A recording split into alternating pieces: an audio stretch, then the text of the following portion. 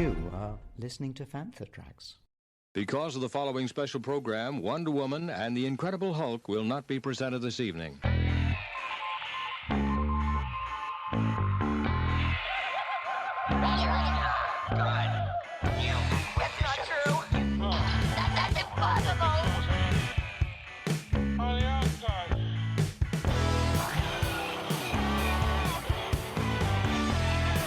It's time to get all your Star Wars news in a single file. This is Making Tracks. Here are your hosts, Mark Newbold and Mark Mulcaster. It's not true. That's impossible. Greetings, younglings, and welcome to Making Tracks Reaction Chat, brought to you by those fine lads and lasses over at fanfatracks.com.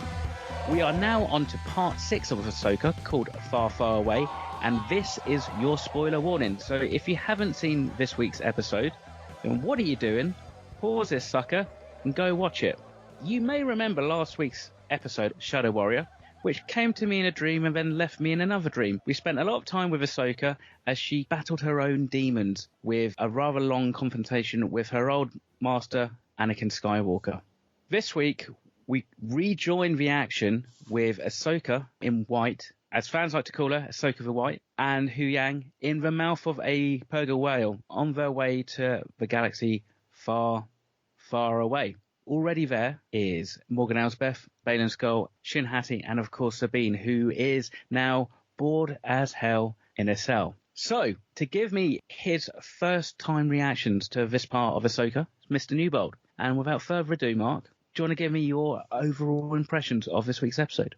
Well, apart from the fact it was named after a Slade song from 1974, I was very impressed with this episode. I mean, obviously, it's the payoff coming before the end of the season, which was when I thought we would probably get to see Thrawn. Yeah. So to see Thrawn with still sort of 2-3 episodes to go was a treat. And to be introduced to new and interesting characters like Enoch, for example, was a treat. And to find Lizzie Ezra. There were so many things in this that were so well played.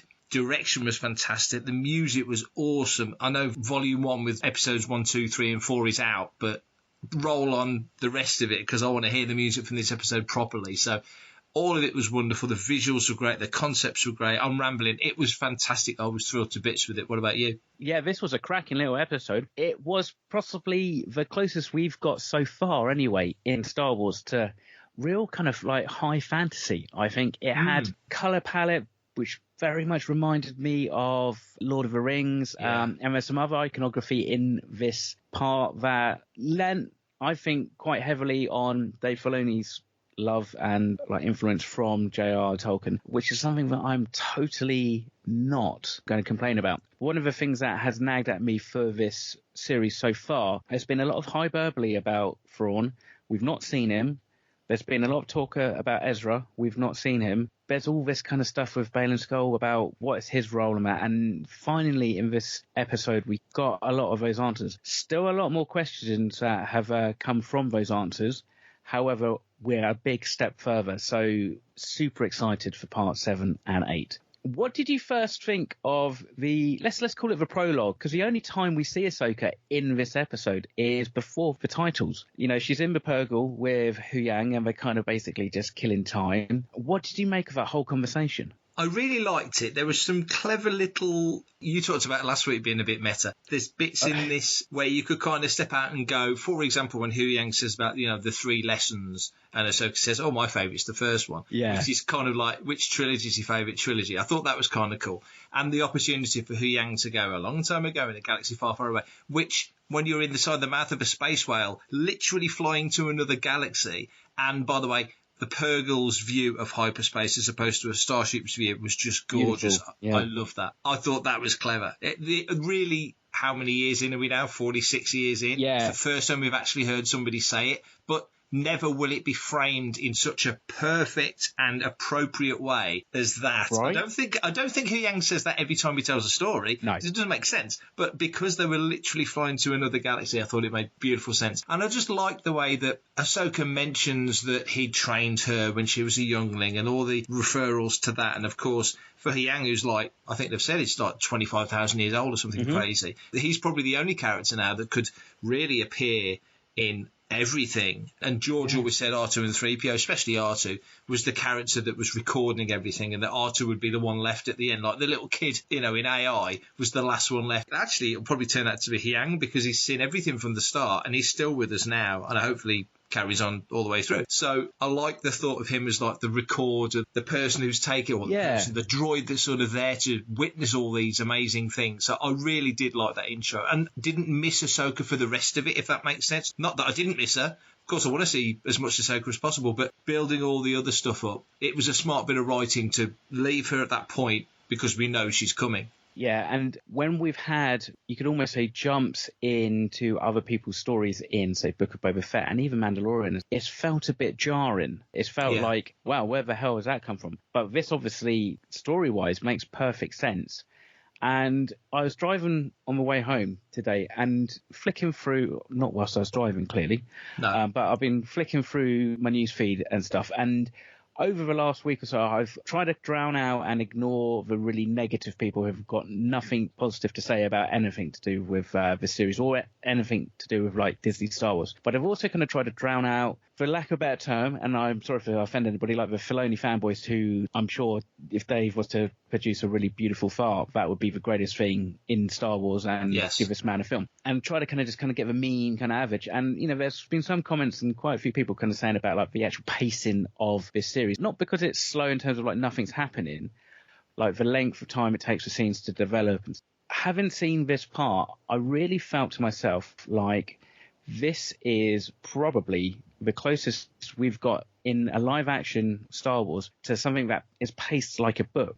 That for me is actually really cool, because I think sometimes, especially with those early Timothy Zahn Heir to Empire books, they do this really nice thing where everybody's got their own separate adventure, but they always come back to the thing at the end. But all their stories end up in the same place. And obviously that's kind of like what's going to happen here. So it just felt to me like I think this will play so well when all 8 parts are out and we can sit at home on a sick day and hit play and just watch the whole thing, because I thought the pace on this episode was great.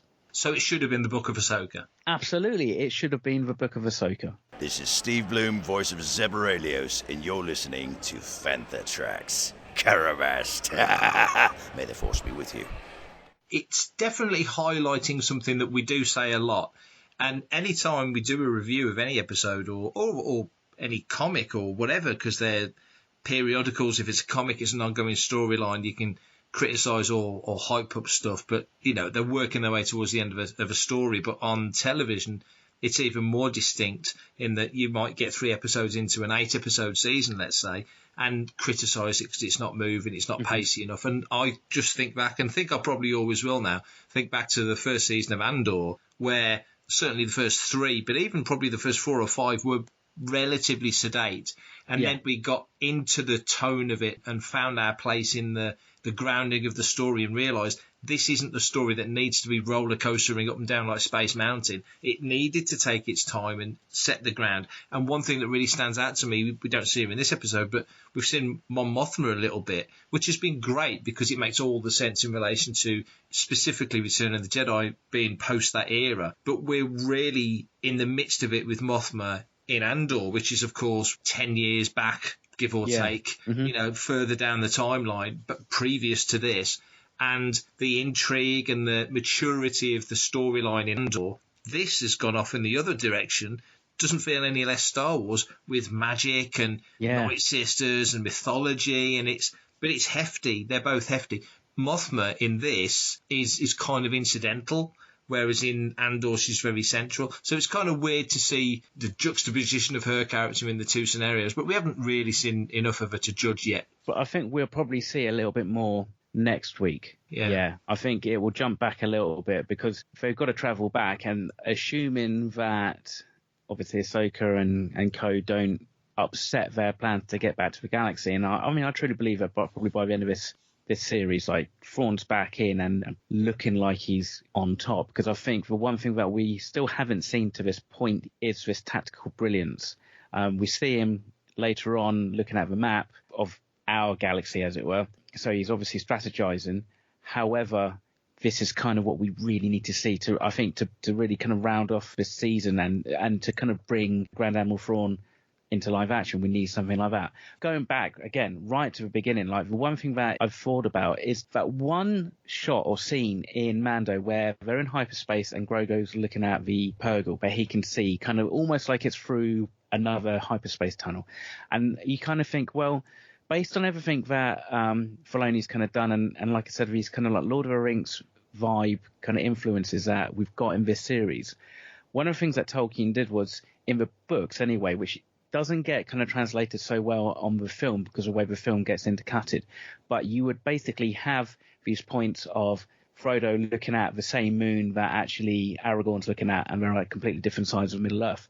And so that made me think, well, those Purgle that Grogu saw must be looking at the one which has got Ahsoka in its mouth. I wonder then, because I've thought the same thing, and I think Paul McHugh might have mentioned it on Fantha as well, thinking a similar tack, that I wonder if we went and watched that scene with the Purgle at the start of this episode, if we really looked deeply, if there's going to be an N1 whipping past in the... Do you know what I mean? Because I think you're right. I do agree with that, yeah. I mean, at this point in time anyway, like, the timeline's not really that material to this extent because the story feels so nicely self-contained. It's not, at least for now anyway, we're not necessarily having to kind of like sit there with our kind of pinboard and try and kind of work out what's connected to what and what timeline it's happened. I no doubt about it, that will come. This episode was really interesting. And for me, something that I don't probably say very often, but one of my favourite expanded universe books was The Courtship of Princess Leia.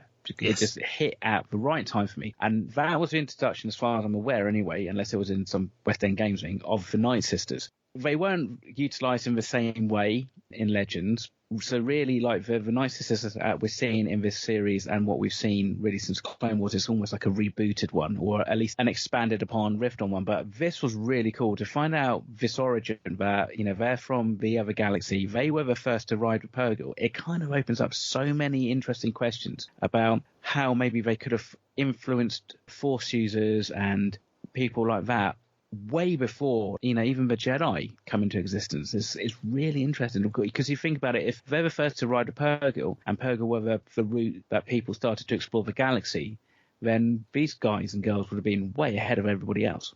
Well, that's true, and I love the thought that the Purgle are from the other galaxy, the Night Sisters are from the other galaxy. Their magic, their sort of ancient, different approach to the Force and all these other things that they do, that it now comes from another galaxy kind of not validates, not you need to validate anything, but it just makes you think any of these sort of magical, mystical type of powers coming from another galaxy would sort of make sense as much as any of this makes sense. Yeah. I'm still getting my head around there being another galaxy because the whole thing about hyperspace travel and the Star Wars galaxy being mapped out all those years ago with explorers striking out and working their way through the regions and eventually reaching the Outer Rim and such through hyperspace always made sense. And now to find out that a lot of it came from another galaxy entirely, that's a big new wrinkle. So I'm still sort of chewing that one over. Coming way off topic, but it's like, it'll be interesting to see with this galaxy now in existence, is it going to be something that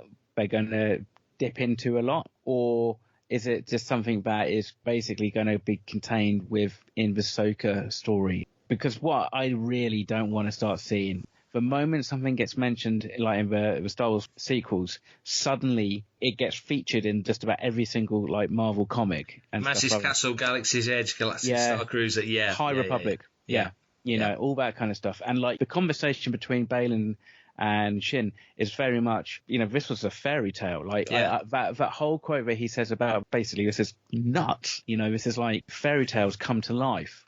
But I love that exchange between them two when she says, but sometimes stories are just stories.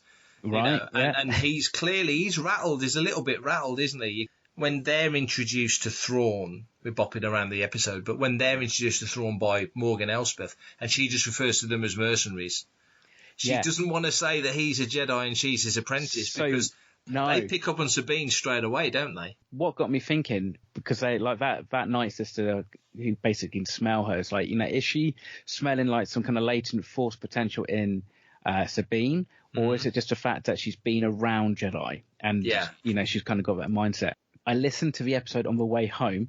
Promise I didn't actually watch it, but I had the audio description on, and at that point, the audio description refers to Shin and Balin as false Jedi. Yeah, okay. But then later on refers to them as mercenaries, which I thought was interesting. Just like slight different change in terminology, just because normally with these things they're pretty kind of consistent.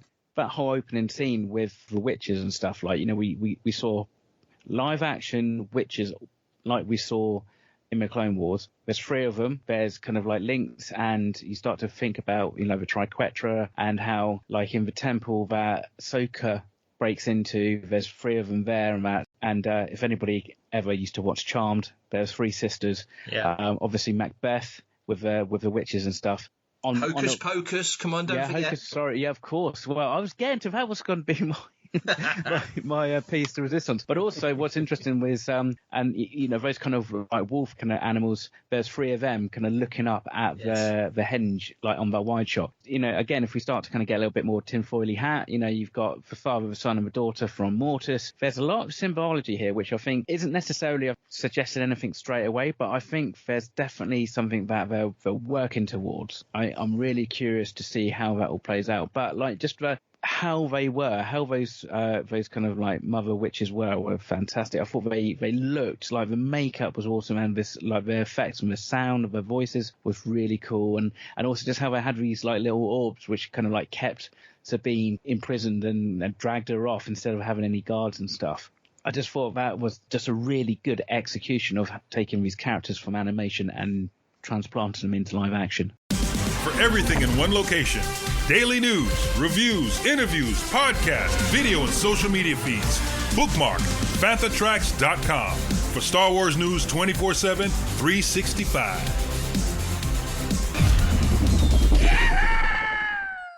I think it's interesting as well that we've got the voice actor who played Thrawn now playing Thrawn in live action. Obviously, the passage of time, Thrawn's got older, like we all get older, so that's been noted. The voice is there, the performance is there. He's quietly menacing, as he kind of was in Rebels. Yeah. But I found it very interesting to see how they've really, all of them, not so much Balin and Shin, because they're mercenaries, they're for hire sort of thing, but their skills are at their disposal, I guess is probably the best way of putting it. But Morgan and the Night Sisters, very much deferential to Thrawn.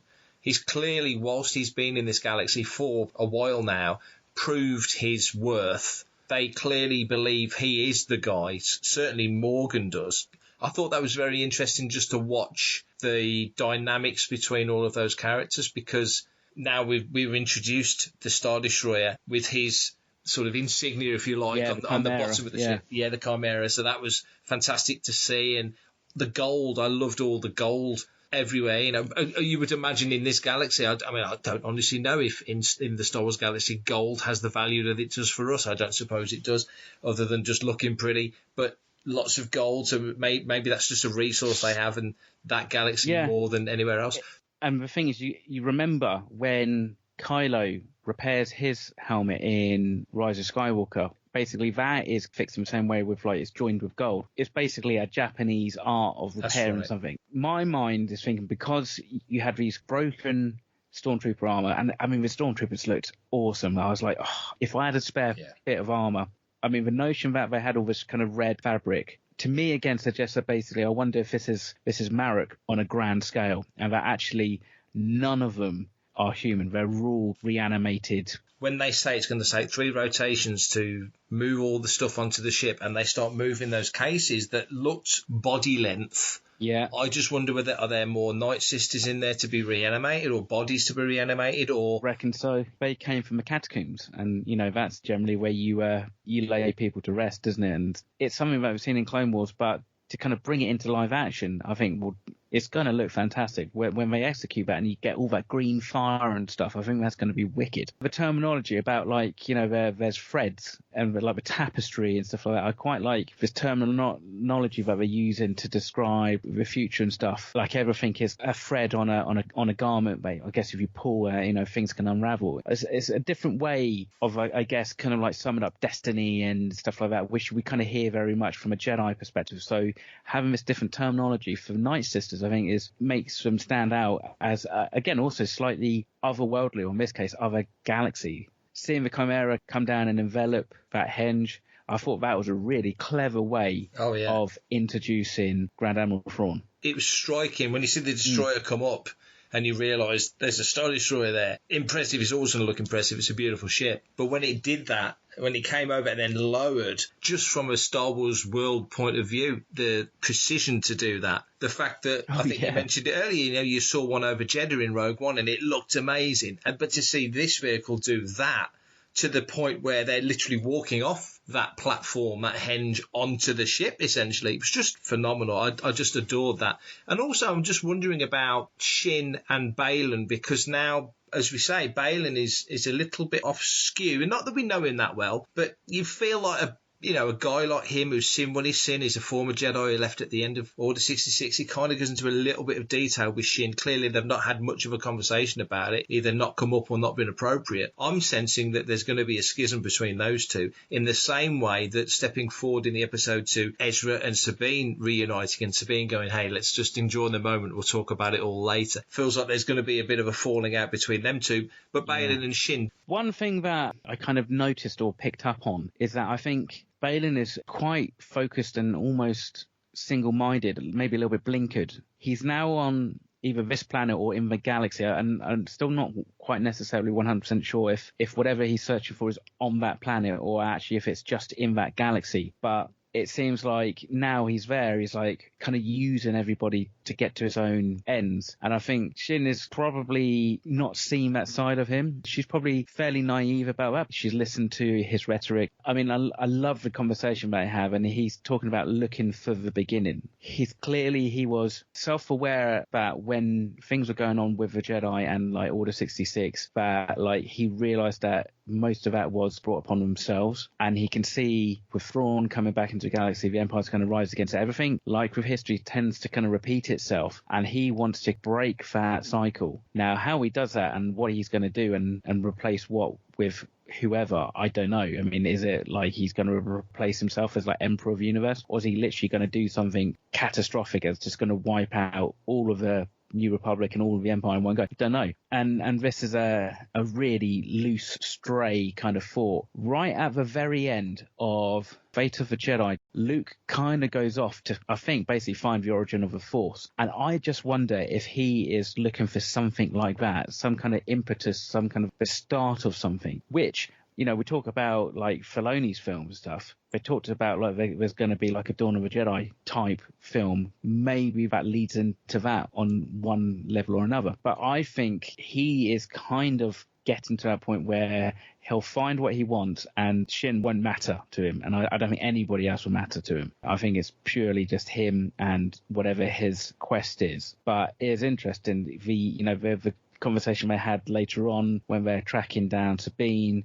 He describes Ezra's family and Ezra as he was a Boken Jedi, somebody who's basically trained out in the wild. And she says, oh, is that what I am? And he says, no, you're far more powerful, far more better than that. And so he's got this elevated opinion of himself as well, which I'm not necessarily sure has been earned in terms of like his power. I mean, he's clearly like a strong Jedi and he clearly knows how to wield a lightsaber, but I don't see him on the same level as, say, like Anakin when it comes to Force powers. No, and it seemed that Thrawn was aware of him. Yeah. I mean, we knew when Sabine turned up, we knew he knew Sabine, obviously from Rebels. And so there's a bit of old history there, which was kind of interesting. Also, when he gave her the opportunity to go and find Ezra, it all felt like mind games. I think Shin, I don't know about concerned, but almost surprised that it felt like Baylan was kind of going back on his word. And he was certainly toying with Sabine a little bit, but does seem to want to honour what he agreed to do. That's how it read to me anyway. But now he's under new instructions. It's find them and kill them kind of thing. So he's out there, or they're out there, tracking them. They find the Marauders as well.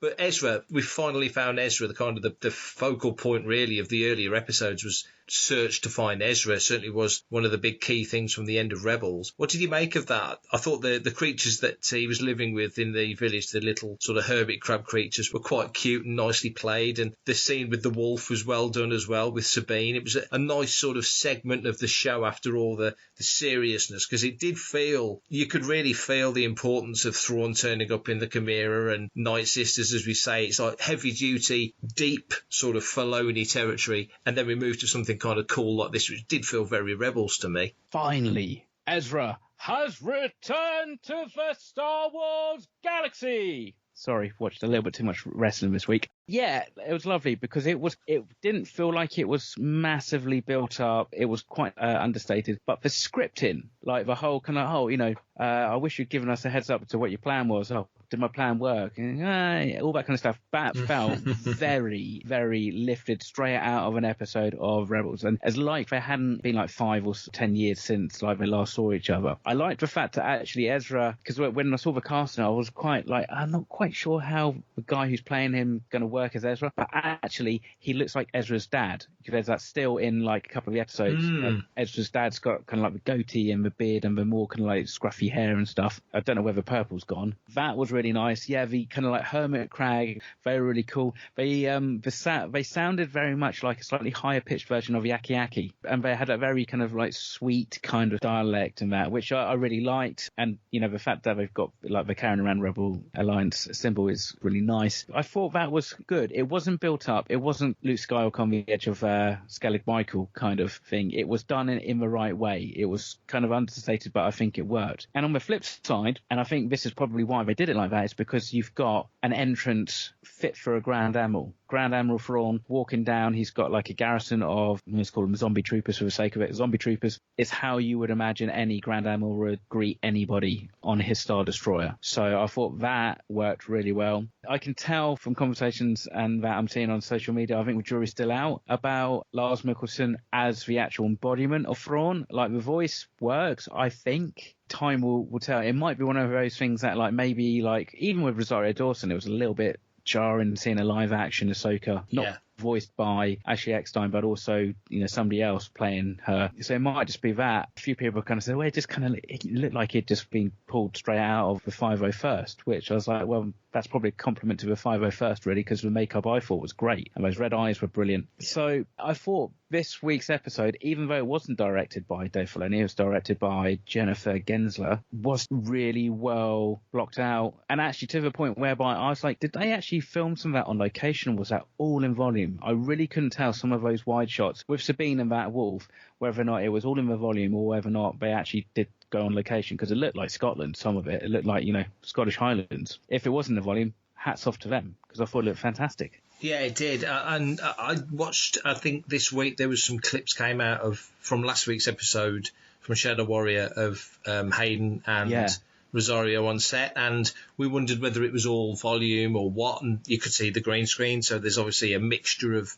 the two, as I guess there will be for certain shots and certain things. Even in this episode, backhanded compliment, you could say. And also I've noticed in a couple of other episodes, I don't know if it's pickup shots or what have you, but some of the stuff looked a lot more green screen than volume. Even with the volume, there seems to be about slightly more like natural depth to stuff, whereas a couple of shots in like last week's episode and a few like the weeks before that, they just felt a little bit everything on two plane. You had the foreground plane, then you had the background, which was just the comped like background and stuff. And I'm sure it probably is it's going to be a combination of both, because I'm sure they don't have like loads and loads of time in the volume, and the schedule's probably got to zip from one scene to another fairly quickly because it's TV, it's not film, so it's they probably have to stick to a much more TV-esque filming schedule. Hi, this is George Mann, and you're listening to Fantha Tracks. So next week then, I mean, where do you think this is going to go? Because we're nicely teed up now. We've got Sabine and Ezra back together. We've got Skull and Shin out on the hunt. We have Thrawn with his machinations sort of starting to build, and they all know Ahsoka's coming. That's quite clear that they're very aware that somebody is on the way. So how do you think it's going to play out? I mean, you've got to imagine there's going to be an Ahsoka-Thrawn confrontation at some point. I wonder if it's a near miss. I think people need to see. So I think Ahsoka needs to see Thrawn. It might be she arrives just in time to see him, but then he's off. So then she's got to get back on the whale and hop back. Maybe the penultimate episode is where we see a bit more of a culmination to Bane and Skull's kind of story arc.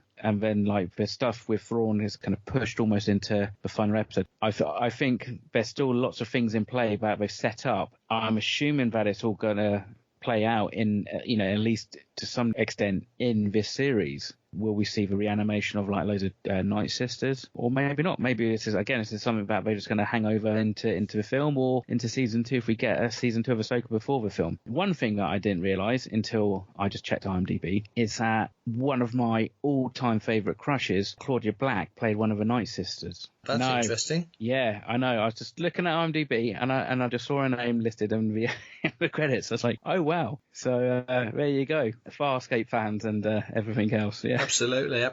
I just think next week I'm curious because Thrawn does sort of allude to the fact that they're not exactly swamped with soldiers and troops. Yeah. That I just wonder whether or not the thought that we had earlier that the Night Sisters have reanimated a lot of these troops, that they're not just there because the planet is their home planet, their original ancestral home planet, but also that they're doing stuff, and there's probably more Night Sisters than just the 3 that we've seen. So I just wonder maybe if those soldiers, those troopers are either like Marok or, hey, do you remember we had Death Troopers, Red Harvest, or the zombie trooper kind of thing? Proper zombie troopers, yeah. I'm just wondering if there's something like that going on and the only reason I think it really is that Enoch, that face, that metal face, was very sort of Egyptian stroke Grecian. It's that tone to it. Just feels like there's some sort of witchcraft or spell binding behind it. I don't know. It just seems like a very distinct face to have as a mask rather than a Stormtrooper's mask. Because obviously the rest of it's a Stormtrooper's helmet. So I just get the vibe that they're really going to lean into that witchcraft side of it. I think so. Yeah, I think we're going to really see magic at its full potential, either next week or, by the end of this season. I think the amount of time we spent with the Night Sisters, and this is a nice thing actually, is I think they've kind of been slowly introduced as just like a verbal thing, and you've kind of had Morgan Elsbeth, who we think, oh wow, she's really powerful, but then we see these 3 sisters literally, and it's just like, wow, these ladies clearly are the ones with the power and stuff. I'm assuming that there's going to be some conflict between Sabine and Ezra, and I as in like Ezra's kind of echoes what Thrawn says, basically risked the fate of the galaxy on one person, and I can imagine that Ezra turning around to Sabine and kind of saying, why the hell did you bother coming and rescuing me if that's what it's cost? It's not a romance thing. They're like brother and sister, aren't they? Yeah. It's not a long-lost, love-strewn Romeo and Juliet thing. I mean, Sabine was always willful. I think when she gets something in her head, she gets set to do it, then that's what she does. So I don't know whether that gave her a focus in life or what the real motivation is. Kind of feels like there's something else that we don't quite know. But you're right. I think when Ezra realises all the things that they went through as the rebels to protect the galaxy and do the things that they did, and it was all the sort of the start of, well, Spark of Rebellion was the first episode, but, just working towards that. Really, if you think about Rebels leading right up to A New Hope, wasn't it? It was unification of the Alliance, and they were kind of part of it. So they're a core part of what struck back at the Empire. And now Ezra will, presumably, when he speaks to Sabine, will learn, that Empire's gone and there's just splintered, fractured bits of it. Because we don't know how long he's been away from Thrawn or out there with these hermit crab people, or how long he's been out there. But I just wonder, like you say, I just think he ain't going to be happy when he finds out what Sabine's done. No. I mean, I wonder if they've not crossed paths for whatever reason. I mean, maybe it's just down to, like, survival instincts by Ezra. Ultimately, Thrawn still has got a Imperial Star Destroyer, so that's got a lot of firepower, and obviously he is just one dude who doesn't even have his lightsaber. How much he feels like he could do or wants to do at that point is another thing. So Thrawn, I think he clearly knows that he's still around, but obviously Thrawn's never been one just to have a vendetta against somebody, so I think he's kind of gone, well, tactically he's no threat, we'll just, ignore him. I'm glad for all those kind of members of the 501st with like knackered old stormtrooper armor. They've now got like something they can do with it. You know, they can tie a bit of red fabric around it and then troop in it again. I like the reuse of things like that. If you want to be part of the action, visit fanthatracks.com or be sure to comment, like and share on our social media feeds at Fanthatracks. Send in your listeners' questions by emailing radio@fanthatracks.com. Subscribe, leave a review, preferably a 5-star one, on Amazon Music, Audible, Apple Podcasts, Google Podcasts, Spotify, or your podcatcher or smart speaker of choice. And as always, thanks to James Temple for composing the Fanthatracks intro, Anna O'Brien for our Making Tracks opening music, and Mark Daniel and Vanessa Marshall for our voiceovers. Tune in to Good Morning Tatooine. It's live Sunday evenings, 9 o'clock UK, 4 p.m. Eastern, 1 p.m. Pacific, on Facebook, YouTube and Twitch, and check out our Fanthatracks Radio Friday night rotation every Friday at 7 o'clock UK time for new episodes of The Phantom from Down Under, Planet Leia, Desert Planet Discs, Start Your Engines, Collecting Tracks, Cannon Fodder, and special episodes of Making Tracks, and every Tuesday at 7 o'clock UK time for your weekly episode of Making Tracks. And remember, Fanthatracks.com, our social media feeds, Fanthatracks TV and Fanthatracks Radio are absolutely free.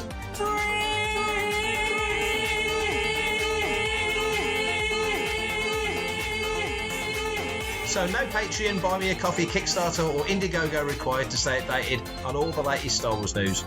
Until we catch up with you again, may the Force be with you. Coming up next on Fanthatracks Radio, it's Planet Leia.